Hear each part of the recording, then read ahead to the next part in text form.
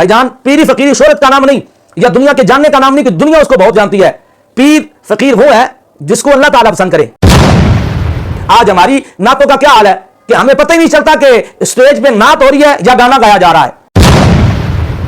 ایسے لوگوں کو ہم اسٹیج پہ بلا کر ان سے نعتیں پڑھوا کر ہم کیا حاصل کرنے ہیں؟ ایسے لوگوں سے بچنا چاہیے. جو 2 نمبر خطیب ہیں انہوں نے بھی اہل سنت کا بیڑا غرق کیا ہوا ہے. اسٹیجوں پہ آ کر ممبروں کے اوپر بیٹھ کر ایک دوسروں کو گالی دے رہے ہیں. ماں باپ نے مدرسے میں چھوڑا تھا اور استادوں نے دین پڑھایا تھا اس لیے کہ تم امت رسول کی خدمت کرو. کہ حضرت جناب ابو بکر صدیق رضی اللہ تعالی عنہ کی افضلیت کے اوپر لوگوں میں شبہات پیدا کر رہے ہیں. الحمدللہ رب العالمین والصلاة والسلام علی سید المرسلین. ناظرین کرام، آج میں آپ کی توجہ ایسے فتنے کی طرف دلانا چاہتا ہوں جو امت مصطفیٰ صلی اللہ علیہ وآلہ وسلم کو نقصان پہنچا رہی ہے. وہ فتنہ کیا ہے؟ وہ حضور صلی اللہ علیہ وآلہ وسلم کی امت کو اندر ہی اندر سے کھوکھلا کر رہی ہے. تو ناظرین اکرام، جیسے ایک بندے کو شوگر ہو جاتی ہے نا تو آہستہ آہستہ انسان کو اندر اندر ہی سے ختم کر دیتی ہے. تو اسی طرح کچھ لوگ ایسے پیدا ہو چکے ہیں جو حضور کی امت کو نقصان پہنچانے کی کوشش کر رہے ہیں اور اہل سنت کو بھی وہ نقصان پہنچا رہے ہیں. تو میں آج ان لوگوں کی طرف بڑھوں گا اور یہ بڑے درد دل کے ساتھ میں آج ویڈیو جو ہے بنا رہا ہوں. سب سے پہلے جو اہل سنت کو نقصان پہنچا رہے ہیں، ٹھیک ہے، وہ کون سے لوگ ہیں؟ وہ پیر جو 2 نمبر پیر ہیں اور لوگوں کو اپنے جھانسے میں لے کر ان سے مال بٹورتے ہیں، گاڑیاں بناتے ہیں، اپنے محل تیار کرتے ہیں، اپنے بچوں کو پالتے پوستے ہیں. تو یہ وہ لوگ ہیں. ہم اس کو پیر سمجھتے ہیں، ہم اس کو پیر مانتے ہیں جی. ہم بیعت بھی اس کے ہاتھ پہ کرتے ہیں جس کے پاس بہت بڑی گاڑی ہو یا اس کے پاس بہت بڑا بنگلہ ہو یا اس کی شہرت بہت زیادہ ہو. بھائی جان پیری فقیری شہرت کا نام نہیں یا دنیا کے جاننے کا نام نہیں کہ دنیا اس کو بہت جانتی ہے. پیر فقیر وہ ہے جس کو اللہ تعالیٰ پسند کرے اور وہ اللہ کو پسند کرے. تو دوستان سی احتشام، پیر اس کو بنائے جو آپ کو ہدایت کے راستے پر چلائے، نہ کہ آپ کے مال سے، آپ کے پیسے سے وہ گاڑیاں خریدے یا پھر وہ محل بنائے، اپنی اولاد کو پالے پوسے. ایسا پیر نہیں ہوتا. اصل پیر تو وہی ہے جو جس کے ہاتھ میں آپ ہاتھ دیں وہ آپ کو ہدایت کے راستے پہ چلائے.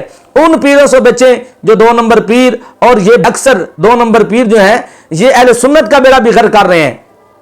اپنے سٹیجوں پہ ایسے لوگوں کو یہ بلاتے ہیں جیسے رافضی سوچ رکھنے والے لوگ ہوں، ناسبی سوچ رکھنے والے لوگ ہوں، ان کو اپنے سٹیجوں پہ بلا کر امت میں فتنہ برپا کر رہے ہیں. ایسے لوگوں سے بچنا ہے. دوسرا، یہ 2 نمبر نعت خان جو ہیں یہ ایک تو سنت رسول پر عمل بھی نہیں کرتے. عمل کیا کہ داڑھی یہ نہیں رکھ سکتے، حضور کی نعت پڑھتے ہیں، کہتے ہیں ہم حضور کے ثنا خان ہیں. حضور کے ثنا خان بننا اتنا آسان کام نہیں. حضور کی نعت پڑھنا یہ عام بات نہیں، بہت خاص بات ہے اور بہت بڑی بات ہے. حضور صلی اللہ علیہ وآلہ وسلم کی تعریف کرنا، حضور کی نعت پڑھنا، یہ صحابہ کی سنت ہے. حضرت حسان بن ثابت رضی اللہ تعالیٰ عنہ حضور کے خوبصورت ثنا خان تھے. ان کے چہرے پہ داڑھی بھی تھی، سر پہ امامہ شریف بھی ہوتا تھا اور حضور شوق سے اپنے صحابی کی نعت کو سنا بھی کرتے تھے. ایسی نعت ہونی چاہیے. آج ہماری نعتوں کا کیا حال ہے کہ ہمیں پتہ ہی نہیں چلتا کہ اسٹیج پہ نعت ہو رہی ہے یا گانا گایا جا رہا ہے. ان نعت خانوں سے بچیں جو عجیب سے کلام پڑھ کے عوام اہل سنت سے جو پیسہ بٹور رہے ہیں اپنی شہرت کے لیے. ایک نعت خان کو میں سن رہا تھا، وہ پتہ کیا کہہ رہا تھا لجپال علی ہے. اس میں تو کوئی شک نہیں، میرا بھی عقیدہ ہے کہ لجپال ہے علی رضی اللہ تعالی عنہ، وہ لجپال ہے. تو آگے اس کا جملہ پتہ نہیں اس نے جان بوجھ کے پڑھا ہے یا انجانے میں اس نے پڑھا ہے. اگر اس نے انجانے میں پڑھا ہے، اس نے سنا تو ہوگا یار میں کیا پڑھ رہا ہوں، یا اس محفل میں جو لوگ بیٹھے ہیں انہوں نے بھی سنا ہوگا کہ یہ کیا پڑھ رہا ہے. اس نے کہا لجپال علی ہے، نبیوں کا سردار علی ہے. نعوذ باللہ استغفر اللہ. حضرت مولا علی رضی اللہ تعالی عنہ کی اپنی شان ہے، ان کا اپنا ایک مرتبہ ہے، نہ کوئی اس کو کم کر سکتا نہ زیادہ کر سکتا ہے. جو اللہ تعالیٰ نے حضرت مولا علی کو رتبہ دیا وہی بیان کرنا چاہیے. اور یہ کہہ رہے ہیں نبیوں کا سردار علی ہے. نبیوں کا سردار تو محمد مصطفیٰ ہے، اور یہ کہہ رہا ہے کہ جناب نبیوں کے سردار بھی علی ہیں. ایسے لوگوں کو ہم سٹیج پہ بلا کر ان سے نعتیں پڑھوا کر ہم کیا حاصل کر رہے ہیں؟ ایسے لوگوں سے بچنا چاہیے. جو 2 نمبر نعت خان ہے، صرف پیسہ بٹورنے کے لیے، شہرت حاصل کرنے کے لیے ایسے ایسے کلام پڑھتے ہیں جن کا دین کے ساتھ کوئی تعلق نہیں ہوتا، جو شریعت سے ٹکراتے ہیں، ایسے لوگوں سے بچنا ہے۔ اور تیسرا وہ طبقہ جو 2 نمبر خطیب ہیں، انہوں نے بھی اہل سنت کا بیڑا غرق کیا ہوا ہے، سٹیجوں پہ آ کر ممبروں کے اوپر بیٹھ کر ایک دوسروں کو گالی دے رہے ہیں۔ ماں باپ نے مدرسے میں چھوڑا تھا اور استادوں نے دین پڑھایا تھا اس لیے کہ تم امت رسول کی خدمت کرو، اس لیے نہیں پڑھایا تھا کہ ممبر رسول کے اوپر بیٹھ کے تم ایک دوسرے کو گالی دو، ایک دوسرے کے اوپر طنز بازی کریں، اس لیے تو دین نہیں پڑھایا تھا۔ خدا را رحم کرے حضور کی امت پر، اہل سنت کا نقصان نہ ہونے دیں، اہل سنت کو بچائیں۔ اپنی ذاتیات کے اوپر آ کے تم دین کا نقصان کر رہے ہو، دین کا بیڑا غرق کر رہے ہو۔ ان 2 نمبر مولویوں سے میں کہنا چاہتا ہوں، ظاہری بات ہے جو دین کو نقصان پہنچائے، اہل سنت کو نقصان پہنچائے، اعلی حضرت کی فکر کو چھوڑ دے، وہ 2 نمبر ہی ہے۔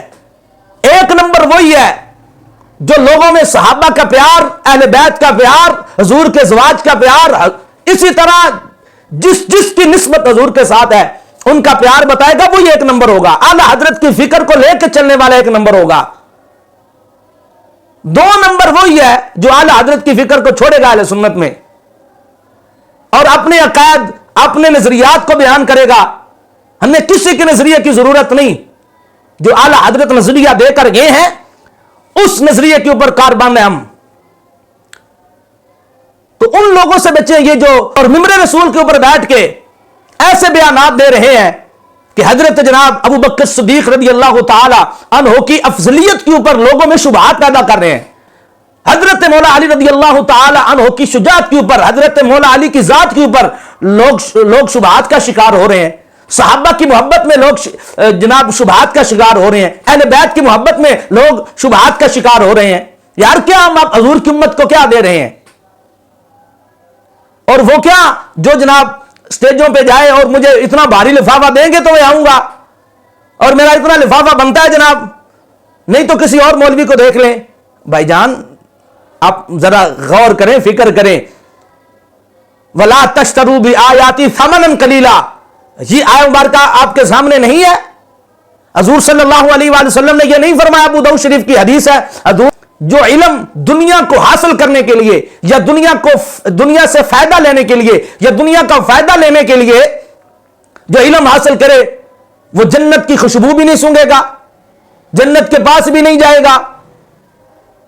قرآن مجید کی اس آیت اور اس حدیث کو سامنے رکھ کر سوچیں، کیا آج ہمارا جو رویہ ہے عوام اہل سنت کے ساتھ کہ ہم ان سے اتنے پیسے بٹورتے ہیں، ہمارا نظریہ یہ ہے کہ ہمیں اتنے پیسے ملیں کیا ہم جنت میں جائیں گے؟ کیا جنت کی خوشبو ہمیں ملے گی؟ جنت کے پاس ہمیں جانے دیا جائے گا؟ ہرگز نہیں۔ اس وقت تک جب ہم آج دنیا میں رہ کر اگر دین پڑھا ہے اخلاص کے ساتھ اللہ کی رضا کے لیے لوگوں تک دین پہنچائیں گے، پھر ہمیں جنت ملے گی، پھر ہم سے رب راضی ہوگا، پھر ہم اللہ تعالیٰ کو راضی کر سکیں گے۔ یہ کہ ہم دنیا کا فائدہ لینے کے لیے لوگوں کو تقریریں کریں، لوگوں کو بیان کریں، خدا را یہاں سے باہر نکلیں اور دین کو اللہ کی رضا کے لیے حضور کی امت تک پہنچائیں۔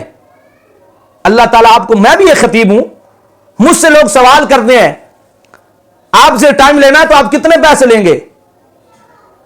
اب لوگوں کو ان مولویوں نے یہ بتا دیا ہے کہ ہم اتنے پیسے لیں گے تو تب آئیں گے۔ لوگوں کا یہ ذہن بن چکا ہے، لوگوں کا یہ ذہن بن چکا ہے کہ ہم پہلے پوچھ لیں کہ وہ کتنے پیسے لے گا۔